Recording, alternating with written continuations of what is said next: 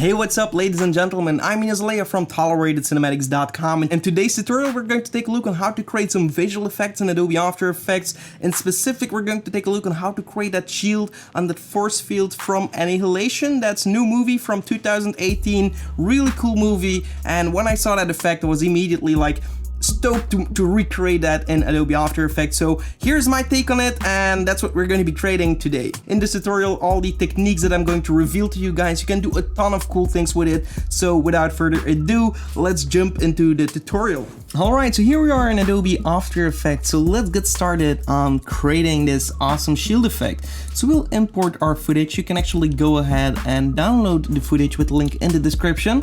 It's full HD, so immediately when I import it makes a composition, but if you don't have that, you can just drag your footage into a new composition right here.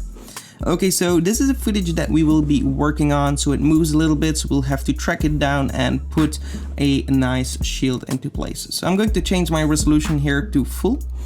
And right here you can also see that in my project manager I will go over here to the bits per channel, and if you click on that you can actually change it to 32 bits per channel.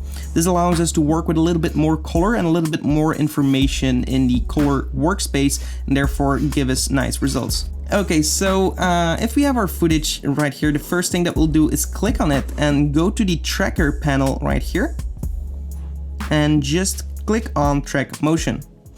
If you do that, you will see a little square popping up. This is to track the position, and if you check on the rotation, you will get two dots, which will also track the rotation. I will use this tree as a reference for the position, so I will just drag this to the top part of my tree and make it a little bit bigger to make sure that it's tracking correctly. Then the same thing for this one, I'm going to move it to a nice location where you can actually see a lot of information right here. For example, make it a little bit bigger, and therefore it's going to look at all the information in here to track it down. Once you've done that, make sure to be in the beginning of your timeline and then click track forward. That's going to analyze our footage, and as you can see, it sticks nicely in position, which means it's a good track. Try to keep an eye on it, and there we go. Alright, so once it's done analyzing, we'll right-click New and create a new null object. We'll rename this by hitting the return key and selecting the layer to tracking data. Then we'll go back to our tracking panel right here and go to edit target. The target, we want to make sure that this is the tracking data. Just verify this and click OK. And then click the apply key with your time scrubber in the beginning of the timeline. So apply X and Y, click OK, and boom, now you have a null object with all the information for the position and the rotation applied to it. So as you can see, our null object stays perfectly in place, which is what we need. Next, we'll create a new adjustment layer, and this is going to be our sky adjustment. So return sky adjustment, and we're going to create a simple mask for our sky. So we'll zoom out a little bit, go to our pen tool, and just draw a simple mask around your sky, like so. And then press F on the keyboard and just feather it a little bit, like 250. Click on your adjustment layer, go to Effect, Color Correction, Curves, and we just want to darken our sky a little bit so we have a little bit more information to work with, and this also allows us to get some better results with the shield, because the darker your sky, the more visible your shield. Color Correction, tint to adjust the color a little bit and just lower the tint effect a little bit so we have a nice low saturated sky. Okay, so now we darkened our sky here, and if you look at the animation, it doesn't really move that much, but what you could do is animate your mask, and I'm just going to extend this a little bit here, but if you press on the beginning on the keyframe for the mask path, that is right here, you can go all the way till the end and just make sure that the animation here. Before we continue this video, I would like to present you our website designed for filmmakers and video editors to improve their workflow. We offer templates, presets, high-quality pre-made packs, soundscapes, essential graphics, and much more. If you don't have time to create something of your own, or you just want to speed up your workflow, definitely check out our website with the link in the description below. Kind of sticks in place. Okay. So next what we would like to do is go and create a new composition. In this composition, we're going to start creating our shield. So we're going to rename this to shield design, for example. and we're going to make it around 2500 by 2500, and let's see, 25 seconds. Okay, so we'll click OK, and now we're going to right click new and create a new solid layer, make that the comp size and rename it to Fractal Noise. Okay, so on this solid layer, we're going to apply the Fractal Noise Effect, which you can find under Effects, Blur and Sharpen. Well, actually not Blur and Sharpen, it's Noise and Grain Fractal Noise. And this is a great tool that I love to use to create effects. You can do a ton of cool things with this. So let's start with the design. So we'll go to the fractal type and change this to a dynamic twist. We'll go for a soft linear, a contrast of 135 brightness maybe, so it's a little bit brighter, and we can maybe invert it, check how that looks. Maybe just darken it down a little bit and increase this just a little bit. Okay. Then we'll go into the transform here, and we'll uncheck the uniform scaling. And here we're going to do the most work, so we're just going to lower our width to something like 35. Or even lower, like 25. 35 seems okay. And then increase the height like this. So now we have this kind of fractal noise, which is going to represent the lines that are going up in our shield. So we'll go to the evolution options right here, and we see a keyframe next to the evolution. We'll hold Alt and click on the stopwatch and write something like time times 100. And what that will do is, as long as time goes by, it multiplies that with 100, so it's going to animate this value right here. So we can see it's animating the evolution. So now we have a kind of loopable animation. Well, the animation is just going to go non-stop, so an infinite animation. Okay, so now that we have this, we can go and animate it a little bit more. So we can use, for example, a mesh warp, which you can find under Effects, Distort, and Mesh Warp. In here, I like to make a few of these twists like this. So you can just go and play around, select a few points, move them over, maybe put them a little closer together. You can also click on one of these and make it longer, and maybe twist it like this. And that way you get some variation in your shield. So go ahead and do that for all these points. And that way you get some variation in your...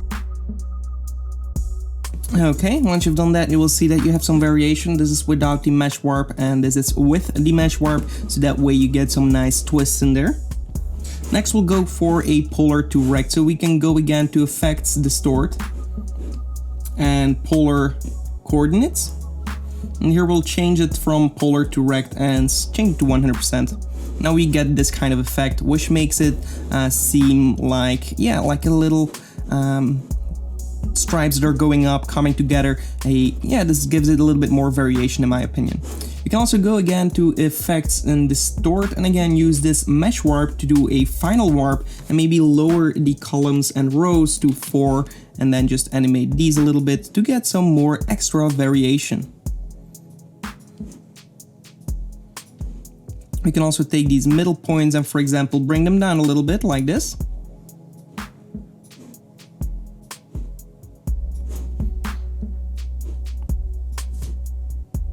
Okay, perfect. If you want, you can also go and animate the offset turbulence right here. So we go to the beginning of the timeline, click on the stopwatch for offset turbulence, go all the way till the end and animate this going up, so in a negative value. So let's see how that looks in a lower resolution. Okay, so this looks very cool.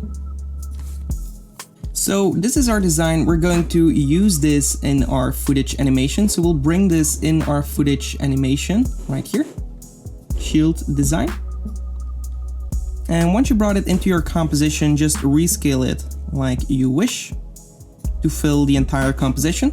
And then click on that layer, on this composition that we're using, go to layer and pre-compose it one more time, move all the attributes, and this is going to be our shield final design. So this is our basic design that we're going to modify a little bit more. Click OK, open up that composition, and now we have our other composition to work with. What I like to do here is just make it a little bit slimmer and move it over right here.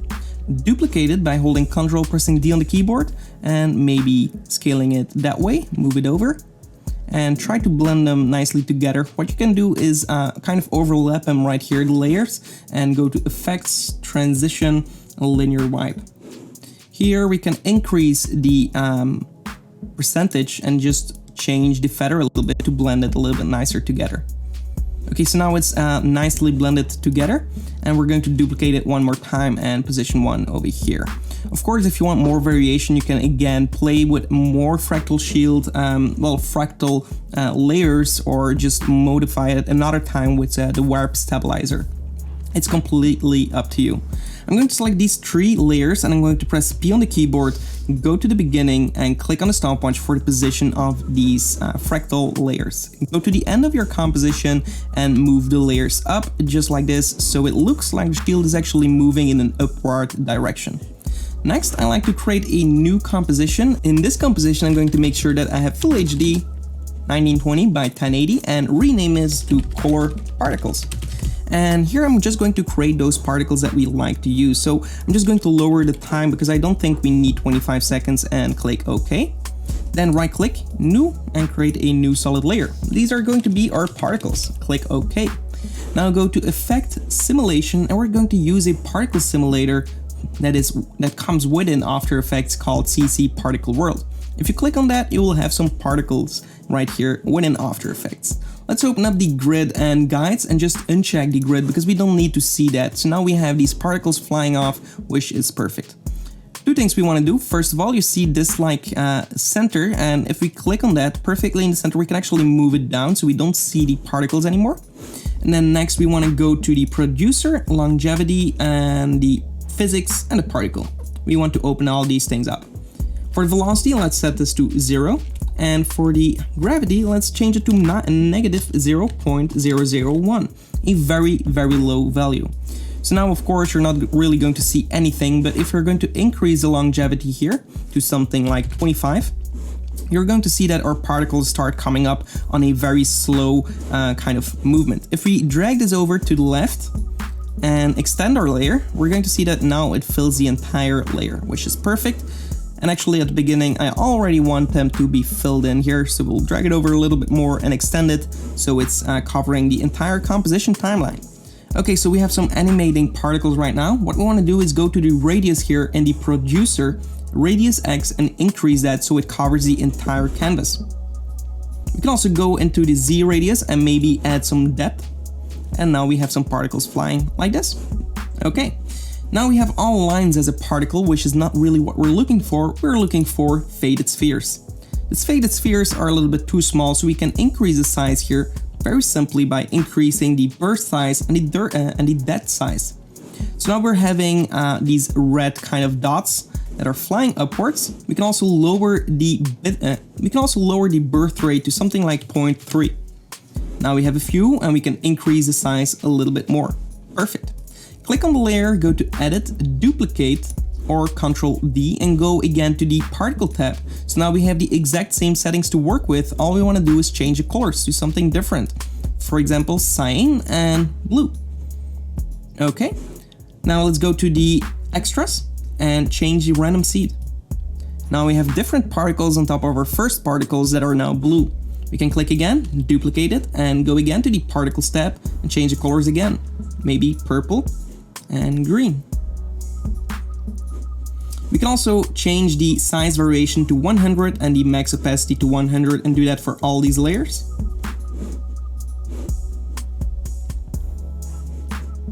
And just play with all these settings until you're satisfied. Maybe the green, we want to keep everything green and yellow. Click OK, duplicate it once more, and again, now go to the particles and make them purple. Be sure to always go to the extra and move the random seed. If you think you have too many purple particles, you can always lower the birth rate to 0.1, for the green also to 0.1, and for the blue to 0.2, for example. So now we have all kinds of colors flying in our scene, and that's exactly what we need. Of course, you can still go ahead and play with the variation of the sizes, like this. Once you're satisfied, go back to your shield final design, and we're going to import that composition on top of it. So go to the project manager, see the color particles, and drag it on top of your layers. So now we have these particles to work with, and we can change the blending mode to overlay. Press T on the keyboard, lower it to 35%, and now we have some color on top of our particles. Maybe increase it just a little bit more. You can jump back into that composition and make some particles a little bit bigger so it covers the entire area. So now I have these colorful particles. What we want to do is also go back into the shield design. I just like to have a little bit of variation in here, so maybe a little bit lower and duplicate it. And then go back to your main composition. Right here we have the shield final design. And as you can see, we have some color. We can change the blending mode to a screen, and that way we have our particles on here. Then go back to the shield final design. Select everything and go to layer, pre-compose it, and pre-compose it as a shield animation. Now we have an entire composition like this. Now we can duplicate it and, for example, change it to an additive or a screen. Maybe that works a little bit better. And we can go and click on our pen tool and just draw a little mask like this. Press F on the keyboard and just increase your feather. Click on the layer again and go to Effects, Color Correction, and maybe go for a tint effect. Change the color to a nice blue color, something completely different, and then apply a curves effect on top of it. So go to Effect, Color Correction, Curves. Now we can add a little bit more contrast if we want to, and also go to the colors individually and maybe boost the blue even more. So that way you get a little bit more variation in there. We can duplicate it again, click on the mask, move on over here, manipulate the mask, and just make it a little bit different. Maybe this time we want to go for a nice red color. So that's how I did how I added a little bit more colors, maybe one more, and go for a nice yellow color because this kind of nicely blends together with the red and blue. So we'll position one right over here, and there we go. And then change it to a yellow color and just decrease the blue here and increase the red. Okay, so you can always duplicate it if you want it to be more intense, or you want to fade it out a little bit more, so maybe you want to have softer edges. These are all possibilities where you can lower the opacities and play around to get different kind of results. So now we have a beautiful shield. What we want to do is right click, go to New and Adjustment Layer. We're going to rename this to the displacement of our shield. We'll click on the adjustment layer, go to Effect, Distort, and go for a displacement map. In this displacement map, we're just going to select our current layer and just increase the numbers as you want. So maybe for the horizontal, we really want to kind of animate this, and also for the vertical, we want to set this to like 125 for the horizontal and wrap the pixels around. So here we go, we have our shield. We can go back to our main composition right here, and we have this composition. Change the blending mode to a nice screen. Now we of course want to blend it a little bit better into our scene, so move it up, make it a little bit wider if you want to, and just make sure that if you go to the beginning of your timeline, that you parent it to the tracking data. Now it moves within our scene nicely, as you can see right here. Of course, extend it a little bit more or reposition this to make sure that it fits the entire area, starting from the left to the right. Okay, so now our shield is completely covering our scene. Next, we want to duplicate our original footage. Click on the layer, Ctrl D or Edit Duplicate, and put it on top. Here we want to go and apply an effect, Color Correction, Colorama. In Colorama, we can do some really cool things. We can go to the output cycle and change it to a ramp gray. In the ramp gray, we can create a new black key right here. Click OK and go over here and create a new white color.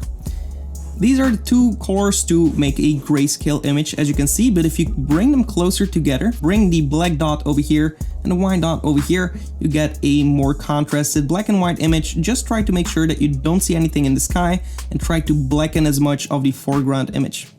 So now we have a Luma matte, as it's called. We can use this as a reference on top of our shield effect to make everything that is white visible and everything that is black invisible.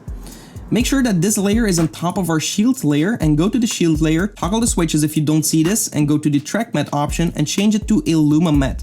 Now we're using the information that we just created in our footage layer as a reference for our shield layer to see this. There we go, now we have our shield on top of our footage. Looks pretty cool. Another thing that I like to do is play a little bit more with layers. Click on this layer, go to the mask options right here and go for an ellipse tool. Make a simple ellipse, hold Ctrl to start from the center and make something like this. Press F on the keyboard and just feather it as much as you want. This way it kind of fades it a little bit more towards the edges, and in the center it's very intense. Another thing that you could do is start with a rectangular mask and start at the bottom and change it to a subtract.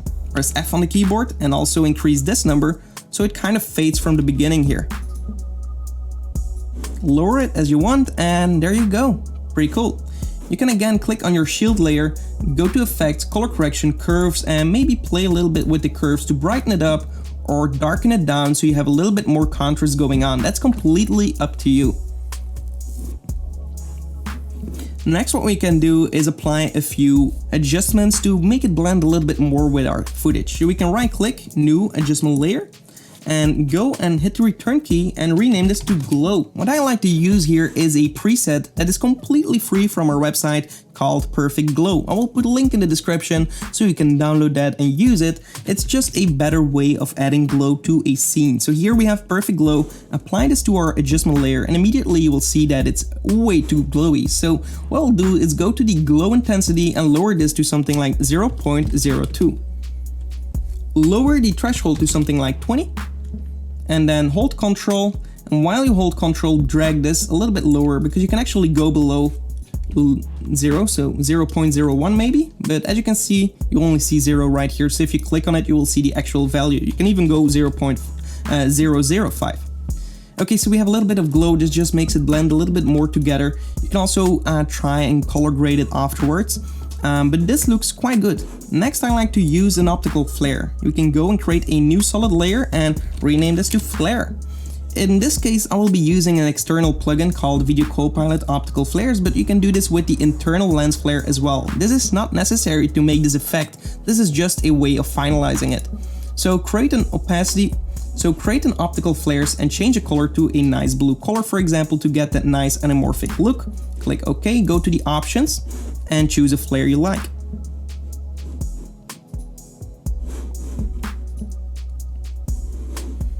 I will click OK and just move it off the side. Change the blending mode to screen and there we go, we have a nice anamorphic flare. We can of course go to the beginning and go to the position of our flare and create a new keyframe. Then go all the way till the end of your keyframe of your timeline and just move it a little bit more off screen so it looks like it's animating in our camera lens. Okay, next I want to create a new adjustment layer and this is going to be our final grade. Rename it grade and apply a colorlet. So we'll search for the Lumetri color, which is a new effect that comes within After Effects CC. Lumetri color, apply it right here, and I like to import a LUT. Go to the Creative tab and browse. I'm going to use a LUT from our LUT pack that you can go ahead and get on our website. I'm going to use the Apocalypse right here and open that up. And as you can see, now it blends a little bit better together, but of course the intensity is way too high, so I'm going to lower it to something like 35, 40, and there we go. Maybe go into the basic correction and add a little bit more contrast. Maybe lower the highlights. And by doing this, by applying this final grade, it makes everything blend a little bit better together. You can also go to your shield effect, go to Effects, Color Correction, and apply a tint effect here to lower the colors a little bit. So maybe go to 25%, and that's going to kind of desaturate the colors. Maybe they're too intense for a cinematic movie, so there you go. You can also right-click New and create a new solid layer and make it black bars or letterboxing. And here we can easily create a rectangle tool, double click on it, and then double click on the mask, hold Ctrl and just drag it down, like you have something like this, and then just subtract that mask, and now you have these letterboxes that you can put on top. Now you have that nice widescreen look. Of course, you have to select everything below it, go to Layer, Pre-Compose, final video, for example. Click OK, and then just move it up a little bit so you have something more like this, so the composition works a little bit better. And now if we're going to preview this, and there you go. So this is basically how I achieved this effect. All you can do is just jump into this and go and play a little bit more with this shield effect. Maybe you want to boost the saturation just on the shield, and double click on it and go to the color overlay by going into the shield animation, color particles, press T on the keyboard and just increase the opacity a little bit more. Go back and let's see what that does. Pretty cool. This is the exact same workflow that I use to create my results, but of course it always looks a little bit different. You can open it up and play with all these settings and enjoy until you have a nice result. Another quick tip that I would like to throw out there is maybe use a kind of duplicate of that layer. So we go back into our final video composition, select these two layers, duplicate them on top, lower the opacity of course, and click on that layer and go for Effect, Blur and Sharpen, CC Vector Blur. Increase it to something like 25. And now you have a kind of softer duplicate with a nicer blur to it, which kind of works pretty nicely.